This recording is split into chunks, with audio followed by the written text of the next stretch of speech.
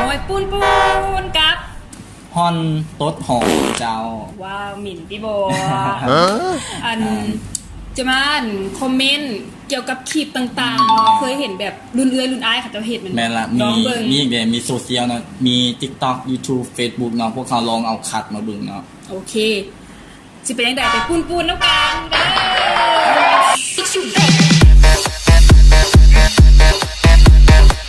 เราจะนั่นเนี่ย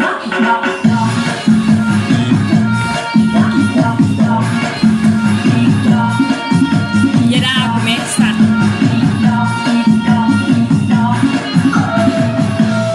อีดอกเพลงอย่างผู้เข้าใจเลยอีดอกสมัยใดนี้90พี่สีแม่เลยยุค90อีดอกอีดอกดนตรีมันได้อยู่ได้แบบลำวงไม่แบบการพูดหน้ามาแบบไม่มีตีขนาดเลยบอมักทรงผมเฮ้ยคือต้องได้เห็นแล้ววันนี้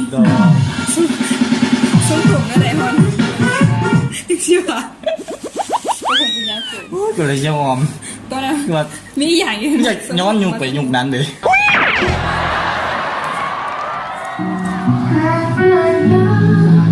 อินเลยเพลงเศร้าอ่ะชื่อมึงเลยตอนนั้นนะเปิดเพลงดินเมื่อคืนนี่วะไม่เล่นเมื่อคืนนะกลัวแม่มึงกลัวละกลัวหน้าแล้วงานอยู่แบบคุณแล้วแต่งหน้าเองจะบอกเขาดีกว่าหน้าเราจะหน้าพื้นฐานจะงามกลัวแล้วเข้าห้องน้ำแต่งดีบอกหรือว่าบ่เปิดไฟปิดไฟว่าไฟดับแน่นอนแต่นั้นไม่กูไม่โบยังว่าโบเลี้ยวกูว่าแล้วนะ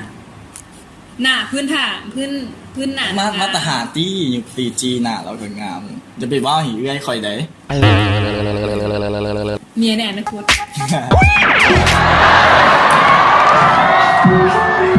นี่มีคนหักเด็กเลยนี่หัวน้องเฮียมีตดบนมันไม่แต่หัวแต่มันอีตดแบบขี้ดินมันแบบมันเปื้อนอยู่แล้วมันเข้าปากมาทุกว่าน้ำให้น้องเดี๋ยวนี่น้ำให้น้องเห็นไหมมึงไปเลยอยากให้น้องเลยอีต้นน้องนะแต่แบบจริงไหนพ่อแม่น่าจะมึงดีกว่านี่โวยบ่ได้ประมาณนั้น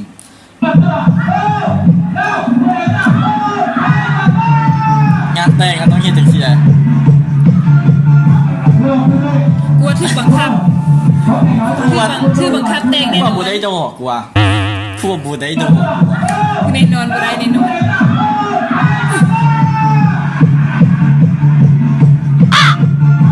เพลงกลัวเพลงกันได้อยู่แม่บังคับเจ้าหน้าน้องหยุดต้องบอกเลยว่าใจบ่มักแต่แม่บังคับแนวนี้นะน้องหยุดก่อนเบื้องหน้าก่อนเริ่มเพิ่มเขาใส่น้อยจังจะมีเงินหน้าเอาไว้ตอนนี้หน้าเท่จริงเลยปะหน้าคือแบบในโลกนี้กูอยากอยู่เครียดเที่ยงเป็นอย่างนี้สัตว์ยิ้มอยู่เครียดมาปิดเลยเพราะว่าอารมณ์ดีเกินไป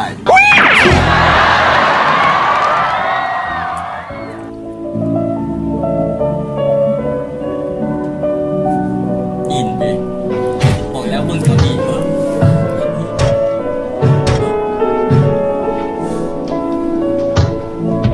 ูจิบแพ้เลยไปห้องหมอกูไม่ต้องไปนอนเลยไปห้องหมอแล้วก็เข้ามาตื่นเลยโง่เกินแล้วนี่นะมาไปลากแล้วมันใส่แต่หัวเด็กอยากยืดหน้าตอนนี้ไหมพี่อยากยืดหน้าตอนนี้กูว่า ICU แล้วนี่ประมาณจังที่นะตัวหมวกมหับละจะเข็มเป็นไงลองบอกหมอดิเป็นยังไงลองบอกหมอแน่ฉุกเฉิน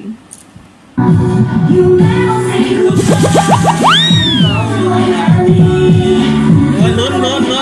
มาลักมาที่บอกมา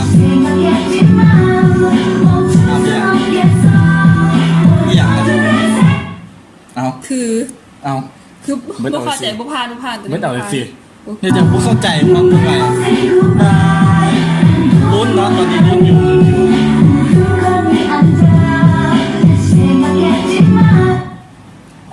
ไม่อย่างเปิดตาแล้วไม่อย่างห้องน้ำบ่เข้าใจเซอร์ไพรส์แบบเซอร์ไพรส์เมียแล้วเมียคือแบบ เซอร์ไพรส์ วันแล้วอ่ะเราซื้อเครื่องใหม่ให้เมียเราแล้วเราดีใจแบบมึงจากหน้าเราปะ ซักเครื่องค่ะมึงเครื่องใหม่ใส่ซักเครื่องกูเห็นอยู่ซักเครื่องมึงบอกปื้มแบบนี้บอกปื้มไปเลย สักเครื่องได้ป่ะหิวข้าวเว้ย โอ้ยเลิศดู หิวข้าวอยู่ โอ้คือ มะนาวหอม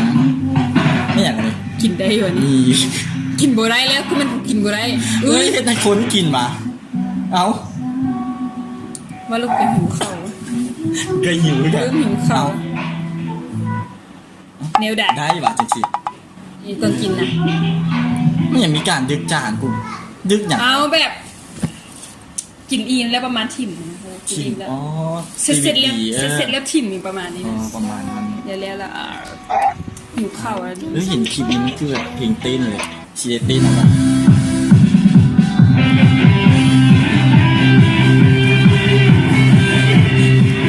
ยุคไหนดีเนาะอันนี้ยุคไหนเพลงเราว โอ้มากเลยเพลงจังโบง่วงมา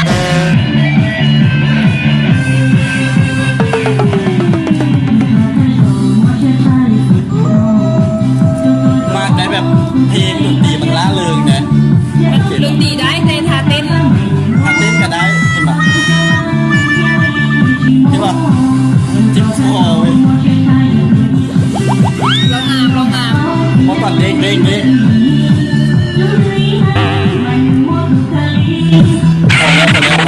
ว ได้อยู่ กูอิน ได้อยู่ ได้อยู่ พานอยู่ตัวนี้พานอยู่แบบ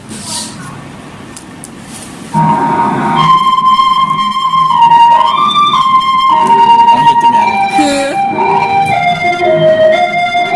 ได้อย่ามันเต้นได้แบบเพลงไม่ได้อยู่ นี่แนว